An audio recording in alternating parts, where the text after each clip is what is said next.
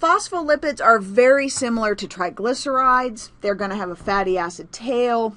Instead of a glycerol, they're going to have a phosphate at the top. And when we look at these, the fatty acids we know are hydrophobic. They don't like water. But the phosphate heads are actually going to be hydrophilic because it's PO4 minus. Okay, this O is going to love to hang out with hydrogen. When we look at these guys, every single membrane that surrounds your cells are made up of phospholipids. Structurally, they're very similar to fats, to the triglycerides we just looked at. They are fats. They're fatty acid tails. They make up cell membranes.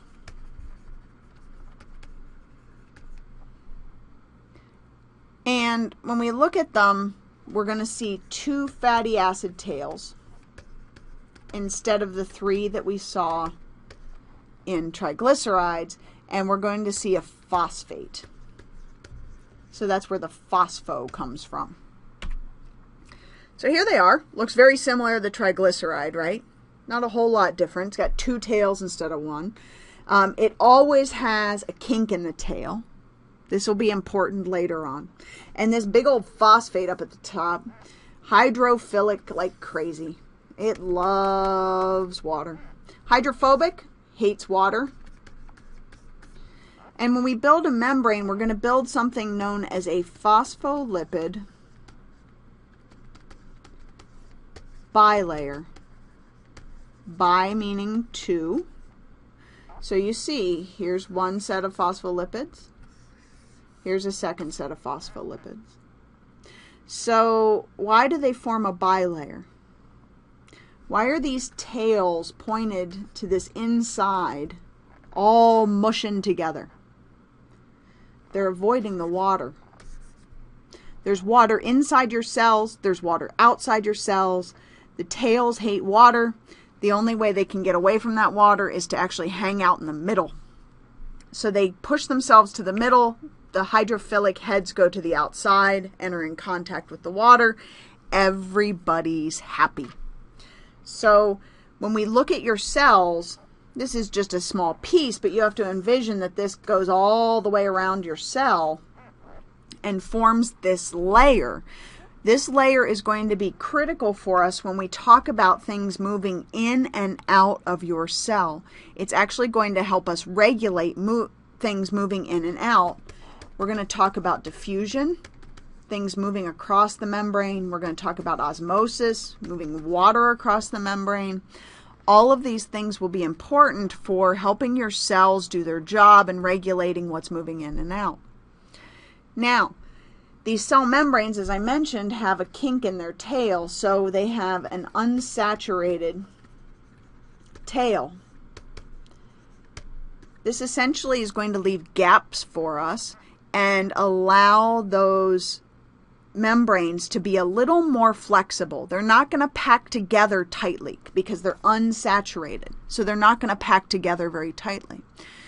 It turns out that if you actually can increase the number of double bonds,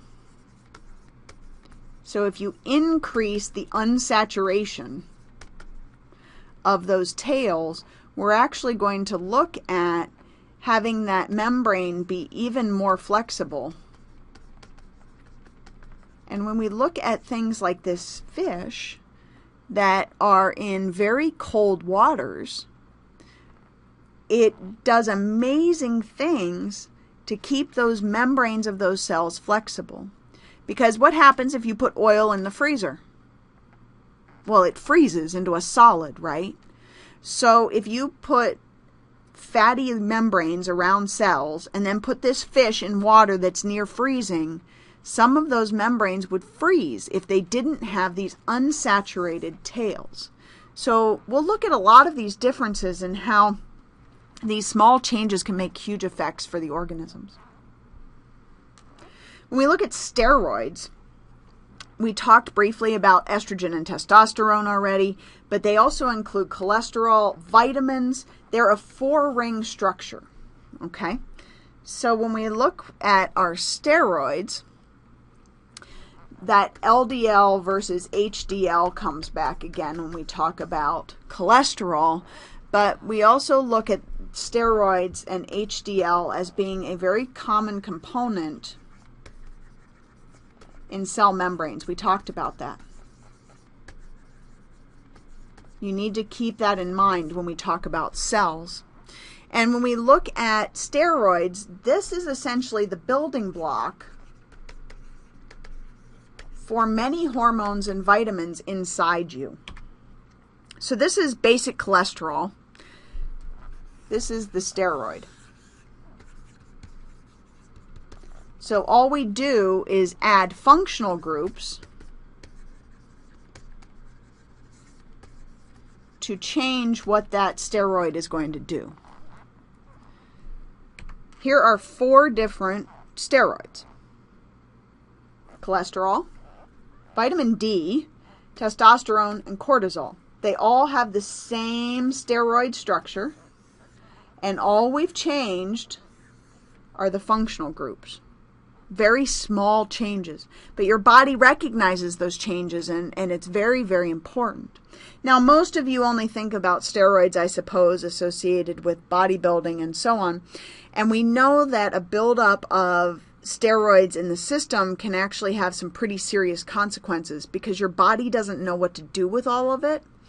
So all of these things, liver damage, depression, high cholesterol, well, it's a steroid. High blood pressure, all of these things are associated with overuse and abuse of steroids.